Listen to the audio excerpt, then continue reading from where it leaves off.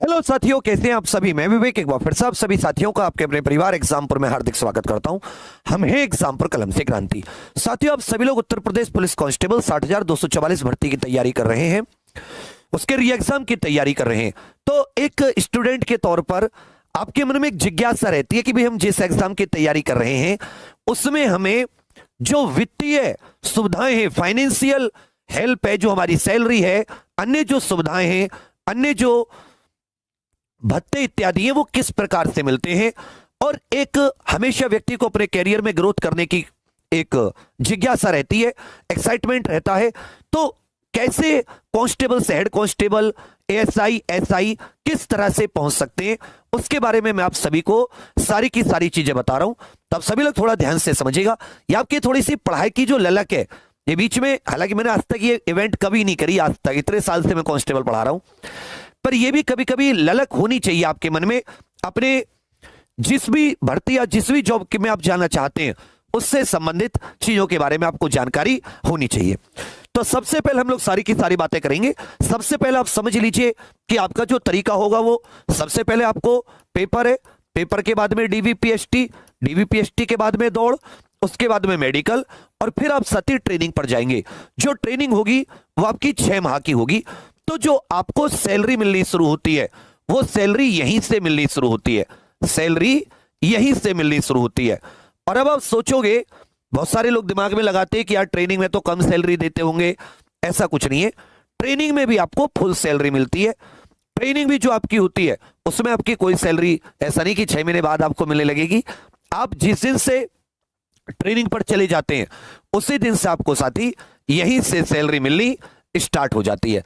तो इसका मतलब ये नहीं कि 6 महीने आपने वेट किया, वो सब आपको यहीं से। ठीक है बच्चा। अब आगे आ जाती है इसमें एक और बहुत महत्वपूर्ण, ये वर्दी है। जब आप कसम परेड हासिल करेंगे तो उसके बाद में अब मिलती कितनी है इसके विषय में बात कर लेते हैं। देखिए, शुरुआत में जैसे आप ग्रेड पे 2000 पर भर्ती होंगे, आपका जो ग्रेड पे है वो 2000 रुपीज है। ठीक है, ग्रेड पे कितना है? 2000 रुपीज है। तो एक तो आपका जो ग्रेड पे की बेसिक सैलरी होती है वो आपकी बेसिक सैलरी मिल गई, जो आपकी बेसिक पे होता है ये सब मिल गई। उसके बाद में महंगाई भत्ता, हर राज्य का अपना अपना होता है। जैसे उत्तर प्रदेश में महंगाई भत्ता बेसिक सैलरी का 50% हो गया है। जितनी आपकी बेसिक सैलरी होगी उसका 50%, तो ये मिला के लगभग 30,000 के करीब। फिर इसमें क्या होता है कि हर 6 महीने बाद 3% जो आपका ये एक इंक्रीमेंट सा लगता है। इसको टोटल आप ऐसा कह सकते हैं कि हर साल लगभग 1,000 से 2,000 रुपए आपके बढ़ जाते हैं। तो यदि अगर आप अभी जब आप ट्रेनिंग पर जाओगे, आप सभी लोग जब ट्रेनिंग पर जाओगे तो इसका मतलब आपकी जो पहले महीने से सैलरी आनी शुरू होगी, वैसे मान के चलिए 32 से 33,000 रुपए के करीब ये आपकी सैलरी आनी शुरू होगी। ठीक है बच्चा। अब ये देखो क्या होता है कि इसमें थोड़ा बहुत आगे पीछे ऊपर नीचे थोड़े से आंकड़े हो सकते हैं, क्योंकि रिसेंट की अगर मैं आपसे अब इस समय मैं आपको एक छोटी सी सैलरी स्लिप दिखा देता हूं किस तरीके से। भगवान करे कि मैं माता सरस्वती से दुआएं करूंगा, आप लोगों के लिए विश करूंगा कि आप सभी को ऐसी सैलरी स्लिप देखने का मौका मिले अपने नाम से।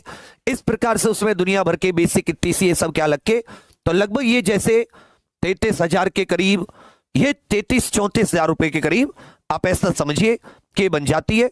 तो मतलब सैलरी की इसमें कोई इस समय वर्तमान में ऐसी स्थिति नहीं है उत्तर प्रदेश में कि, हाँ ये मैं नहीं कहूंगा कि बहुत ज्यादा है। मेरे पास तो, अगर मेरे पास ताकत होती तो मेरे पास तो तुम्हारे लिए और प्लान्स थे। मेरा बस चलता तो मैं कांस्टेबल की सैलरी करता कम से कम 60-70 हजार, एसआई की करता कम से कम 1.25 लाख, इंस्पेक्टर की करता कम से कम 2 लाख, ऐसे ही। अब कहोगे सर ये क्यों करते? क्योंकि मैं चाहता कि करप्शन नहीं हो। अगर मैं सैलरी बढ़ाता, अगर मेरे पास पावर होती, तो मैं ये मतलब प्रतिज्ञा लेता कि भाई सैलरी बढ़ गई है, 1 रुपया करप्शन नहीं करोगे, 1 रुपये किसी का फालतू का आप यूज नहीं करोगे, कोई भी करप्शन नहीं, जीरो भ्रष्टाचार। हाँ, लेकिन सैलरी 60-70 हजार पहुंचा देता। ठीक है, तो मतलब सैलरी वो एक बहुत अच्छा तरीका है। अंडरपेड होते इसमें कोई नहीं है। इतना 30, 32, 35 हजार रुपए में आजकल कुछ नहीं होता। बच्चों को भी पढ़ाना, इतनी सारी महंगाई, एक नए कांस्टेबल आप बने हो, शादी हुई, आपके 2-3 साल में बच्चा हुआ, उसके बाद में आपने उसे अपने स्कूल वगैरह भेजा, तो पहली बार में 1.25 लाख रुपया छोटे से एडमिशन में लग जाते हैं। मतलब उसकी 4-5 महीने की सैलरी चली गई। तो आजकल बच्चों के पढ़ाने पर, ये पूरे मेंटेनेंस बहुत सारा खर्चा हो जाता है। तो इसका क्या था कि आप सैलरी, जाहिर सी बात है, बढ़नी चाहिए। बहुत से लोग कहेंगे अरे ऐसे क्यों, बढ़नी चाहिए, अच्छी सैलरी मिलनी चाहिए, तभी वो और मेहनत से काम करेंगे। छुट्टियां का भी एक पूरा प्रॉपर होना चाहिए, उनकी भी जिंदगी कुछ हो। और फिर आगे हाँ एक चीज जरूर हो कि फिर वो करप्शन नहीं करेंगे। अगर आप उनकी सैलरी बढ़ा देते हैं, वो करप्शन नहीं करेंगे, वो पैसा इकोनॉमी में आएगा और ज्यादा मजबूत होगी हमारे राज्य की अर्थव्यवस्था। तो वो सारे तरीके अपने अपने हैं। मेरा बस चले तो मैं तुम्हें 60-70 हजार रुपए देता कम से कम, और आगे से 4-5 साल बाद तो लाख वाले में पहुंचा देता। 6 डिजिट में आती तुम्हारी सैलरी, खुश हो जाते कि वाह गुरु जी, आनंद ही आनंद है। तो ये करप्शन को रोकने का एक अच्छा तरीका होता है। तो 32 से 34 ऐसा आप समझ सकते हैं। अब आ जाती है प्रमोशन की। तो देखिए, कांस्टेबल से जो हेड कांस्टेबल बनते हैं वो 10 साल में बन जाते हैं। कांस्टेबल से हेड कांस्टेबल 10 साल में। एएसआई पद जो है अब इस पे प्रमोशन को बंद कर दिया है। हालांकि मैं क्या मतलब, इसमें प्रमोशन की एक अच्छी नीति गवर्नमेंट के पास होनी चाहिए कि जो कांस्टेबल पद से लगाए वो भी अपनी मेहनत से, ईमानदारी, वो जो ड्यूटी करता है, वो जो कानून व्यवस्था संभालने में, उसमें जो सब में वो अपना वो खपाता है खुद को, उसकी एक अच्छी और समय से 10 साल, मतलब अभी तो 10 साल है पर मेरे विचार में ज्यादा है। मतलब व्यक्ति को हर 4 से 5 साल, 3 साल में, और उसमें out of the turn promotion जो होते हैं, जो बहुत ही एक्सीलेंट वर्क करते हैं, विशिष्ट वर्क करते हैं, इवन जो पदक वगैरह होते हैं वो भी, मतलब हमारे क्या है ना उत्तर प्रदेश में, वो सब सिस्टम उतना मजबूत नहीं है कि कैसे व्यक्ति को मोटिवेट करके आप ऊपर लेकर आए, किस तरीके से वो हो जाए ना एक बार कोई, तो आप देखेंगे पुलिस जो जिस तरीके से बहुत ज्यादा एक्टिव और बहुत, मतलब मुझे लगता है आमूलचूल परिवर्तन, सुधार होने को मिलेगा। कम समय में प्रमोशन का मिल जाए कि जो एक्सीलेंट वर्क करेंगे, जो भ्रष्टाचारी होंगे, करप्शन करेंगे, उन्हें घर भेज दिया जाए। और जो मेहनत करें ईमानदारी से और कानून व्यवस्था बनाने में, जिसके यहाँ चोरी ना हो, उसके इलाके में इस सब से, मतलब या उसको किसी और काम में लगाया गया, वहां एक्सीलेंट वर्क करे, तो फिर धीरे धीरे उसको बढ़ने का मौका मिले। अभी के में फिर जो हेड कांस्टेबल से हैं वो साथी, अगर आप बहुत बढ़िया आपका रिकॉर्ड रहता है, बहुत बढ़िया रिकॉर्ड, एक साथी रिकॉर्ड बनता है सभी का, ठीक है, इसमें आपने किस तरीके से इसको मेंटेन करना बहुत अच्छे से जरूरी होता है। किसी बार में किसी अच्छे, उनसे जो काफी दिन हो गए, जिनकी ड्यूटी को 10-12 साल हो गए, जिनका बहुत अच्छा रिकॉर्ड होगा, मैं उनसे बात करवाऊंगा आपकी, कि रिकॉर्ड का बहुत फायदा होता है कि आपका रिकॉर्ड कैसे, जैसे भी कोई नया थानेदार आता है या कोई कुछ भी, तो वो रिकॉर्ड बहुत काम की चीज होती है, व्यक्ति के बारे में बताता है। अब किसी को उसमें लघु दंड मिले या कुछ ऐसे मिले, या उसमें प्रतिकूल टिप्पणी है, या उसमें कुछ रपट वगैरह लिखी गई है, तो फिर वो थोड़ा सा व्यक्ति का वो कम हो जाता है। हालांकि कुछ लोग ऐसे, कुछ थानेदार टाइप भी होते हैं कि जो जानबूझकर कर देते हैं, वो उतनी मतलब वैल्यू नहीं करते। बट अगर आप अपना ईमानदारी से और अपनी ड्यूटी 100% बिना किसी लाग लपेटे के कर रहे हैं, तो आपको ये विश्वास होना चाहिए कि सत्य की हमेशा जीत होती है, समय लग सकता है, ठीक है बच्चा। तो इस प्रकार प्रमोशन तो थोड़ा समय से लेट है। अब वहीं आप डायरेक्ट एसआई बनते हैं और 10 साल के 7 साल में तो आप चार्ज आ जाता है थानेदार का, और यहां आप 10 साल बाद केवल हेड कांस्टेबल। तो जो अगर एसआई के लिए एलिजिबल होते हैं, तो मैं इसलिए पुश करता हूं कि अगर आपके पास वो योग्यता है तो आप पूरी ताकत लगाइए उस तरफ। और बाकी साथी आपके लिए भी मैं तो यही भविष्य में दुआ करूंगा कि आप लोगों को भी इसमें काफी फायदे मिले और जल्दी जल्दी आपका प्रमोशन हो। अब यह आ जाता है कि जब ये सब चीजें आपके अंदर है कि हाँ जी 32-34 हजार रुपए पैसे भी आ रहे हैं, ट्रेनिंग में शुरुआत से सैलरी मिलने लगती है, आगे जाके धीरे धीरे व्यवस्था सही भी होगी। आज से 2-3 साल बाद देखोगे कि आपके हाथ में 40-1 हजार रुपए आने लगेंगे। और जैसे अगर मान लेता हूं जो नया वेतन आयोग वगैरह आ गया, तो आपकी सैलरी भी बहुत काफी अच्छी एक सैलरी हो जाएगी। तो उस तरफ से आप फाइनेंशियल एकदम फ्री हो जाते हैं। मैंने इतने सारे यूपी कांस्टेबल बच्चे देखे जो बहुत गरीब परिवार, मध्यम वर्गीय परिवारों से थे, और इसी नौकरी के बल पर अपना घर बनाया, अपने घर में किसी सिस्टर या भाई है उनकी शादी की, पढ़ाया लिखाया, माँ बाप को सपोर्ट की, मतलब वहां आपको फाइनेंशियल फ्रीडम रहती है, वहां से आपको कोई इश्यू नहीं आता।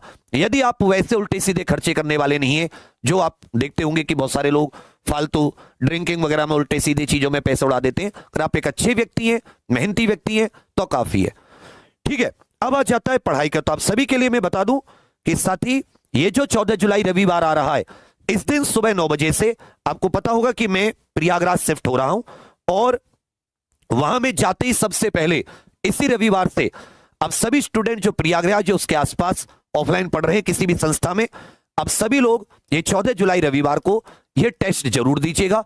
ये आपके लिए बहुत इंपॉर्टेंट है, सुबह 9 बजे से। और इसमें जो विजेता होंगे उन विजेताओं को 1 से लेकर 100 रैंक तक 21,000 रुपए का टोटल इनाम भी है, इसी में से बांटा जाएगा। तो ये आपके लिए बहुत बेहतरीन एक मौका है जिसमें आपको एक्चुअल पता चल जाएगा, बिल्कुल पेपर जैसी फीलिंग। जो ऑनलाइन स्टूडेंट है उनके लिए भी ये कर दिया है, ऑनलाइन के लिए भी आपके लिए एक इनाम भी रखा है और ऑनलाइन में भी आपके लिए सुबह से एक टेस्ट रखा है। ऑनलाइन ऑफलाइन टेस्ट अलग होंगे, याद रखिएगा। वहां बिल्कुल 2 घंटे में पेपर OMR शीट पर उसी तरीके से, तो इसका कोई चार्ज नहीं है, फ्री टेस्ट है। तो ऑनलाइन वाले ऑनलाइन एग्जाम पर ऑफिशियल एप्लीकेशन पर दे सकते हैं, और जो प्रयागराज है उसके आसपास के वो मैं आप सभी को बता दूं, ये साथी एग्जामपुर के प्रयागराज ऑफलाइन सेंटर पर होगा। ब्रांच ऑफिस है 27/37 कमला नेहरू हॉस्पिटल के पास, हासिमपुर रोड, टैगोर टाउन, प्रयागराज। इसका जो मैप है, मैप का लिंक भी वीडियो की कमेंट्स में पिन करा दूंगा, और साथ ही इसी वीडियो में गूगल फॉर्म लगा हुआ है। तो आप ऐसे जो साथी सीरियस होकर यूपी कांस्टेबल से आगे भविष्य में एग्जामपुर के इस प्रयागराज सेंटर पर जुड़ना चाहे या यूपीएसआई से रिलेटेड, तो आप सभी लोग गूगल फॉर्म जरूर भरिएगा। फिर से बता रहा हूं, कोई साथी अगर आपके आसपास रह रहा हो प्रयागराज उसमें, तो उसे जरूर बोलना कि इस 14 जुलाई रविवार अपने आप को खाली रखे, सुबह 9 बजे गुरुजी के सामने टेस्ट देना है, मैं वहां खड़ा रहूंगा। ठीक है बच्चा, फिर उसी के हिसाब से प्लान बनाऊंगा कि आप लोगों को किस तरह डाउट सॉल्विंग, किस तरह आपकी प्रैक्टिस, कुछ थ्योरी करा के कैसे आपको बेहतरीन रिजल्ट की तरफ मोड़ना है। और ये ऑनलाइन वाले बच्चों के लिए भी कर दिया है, इनाम आपके लिए भी रखा है। ठीक है बच्चा, चलिए, और कोई दिक्कत आए तो इस नंबर पर कॉल कीजिएगा, इस पर व्हाट्सएप। बाकी आज रात 8 बजे हिंदी जो है, रात 8 बजे उसमें टॉपिक वाइज 11 दिन 33 टॉपिक का शुरू हो रहा है, उससे मत भूलिएगा। ठीक है बच्चा, तो बने रहिएगा एग्जाम्पल के साथ, हिम्मत रखिएगा, ललक फड़क दिल फड़क फड़ाना चाहिए आपका हर दिन कि अरे मेरी तो तैयारी अधूरी है, मुझे और पढ़ना है। आपको पेन छोड़ना नहीं है, मैं पहले बता दे रहा हूं। ठीक है भैया, तो बाकी आप सभी के लिए बहुत सारी शुभकामनाएं, मां सरस्वती आपके सारी मनोकामनाएं पूरी करें। थैंक यू, धन्यवाद। एग्जामपुर प्रयागराज के बारे में आप कम से कम अपने साथियों को जरूर बता देना। Thank you.